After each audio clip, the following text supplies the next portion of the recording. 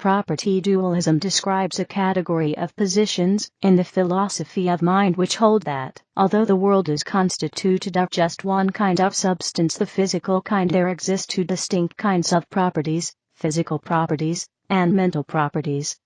In other words, it is the view that non-physical, mental properties, such as beliefs, desires, and emotions, inhere in some physical substances, namely brains.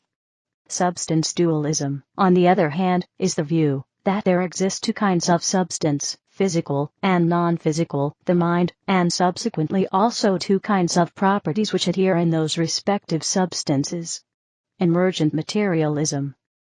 Emergentism is the idea that increasingly complex structures in the world give rise to the emergence of new properties that are something over and above, i.e., cannot be reduced to their more basic constituents. The concept of emergence dates back to the late 19th century. John Stuart Mill notably argued for an emergentist conception of science in his 1843 System of Logic.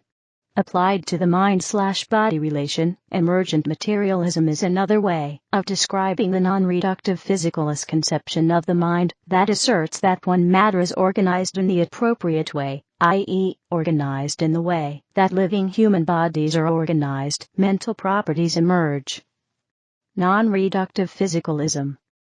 Non-reductive physicalism is the predominant contemporary form of property dualism, according to which mental properties are mapped to neurobiological properties, but are not reducible to them. Non-reductive physicalism asserts that mind is not ontologically reducible to matter, in that an ontological distinction lies in the differences between the properties of mind and matter. It asserts that while mental states are physical in that they are caused by physical states, they are not ontologically reducible to physical states.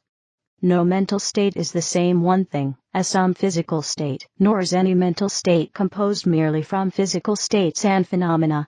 Anomalous monism. Most contemporary non-reductive physicalists subscribe to a position called anomalous monism, or something very similar to it. Unlike epiphenomenalism, which renders mental properties causally redundant, anomalous monists believe that mental properties make a causal difference to the world. The position was originally put forward by Donald Davidson in his 1970 paper Mental Events, which stakes an identity claim between mental and physical tokens based on the notion of supervenience. Biological naturalism. Another argument for non-reductive physicalism has been expressed by John Searle, who is the advocate of a distinctive form of physicalism he calls biological naturalism. His view is that although mental states are not ontologically reducible to physical states, they are causally reducible. See causality. He believes the mental will ultimately be explained through neuroscience. This worldview does not necessarily fall under property dualism, and therefore does not necessarily make him a property dualist. He has acknowledged that to many people his views, and those of property dualists, look a lot alike. But he thinks the comparison is misleading. Epiphenomenalism. Epiphenomenalism is a doctrine about mental-physical causal relations, which holds that one or more mental states and their properties are the byproducts, or epiphenomena, of the states of a closed physical system, and are not causally reducible to physical states, do not have any influence on physical states.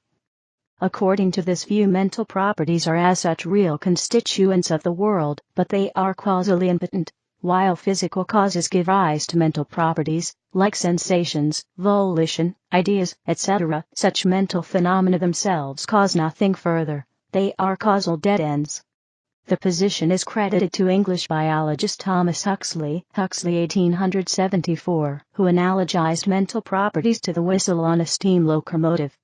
The position found favor amongst scientific behaviorists over the next few decades, until behaviorism itself fell to the cognitive revolution in the 1960s. Recently, epiphenomenalism has gained popularity with those struggling to reconcile non-reductive physicalism and mental causation. Panpsychist property dualism.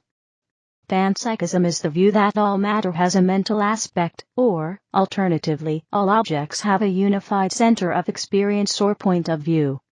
Superficially, it seems to be a form of property dualism, since it regards everything as having both mental and physical properties. However, some panpsychists say mechanical behavior is derived from primitive mentality of atoms and molecules, as are sophisticated mentality and organic behavior, the difference being attributed to the presence or absence of complex structure in a compound object. So long as the reduction of non-mental properties to mental ones is in place, panpsychism is not strictly a form of property dualism, otherwise it is.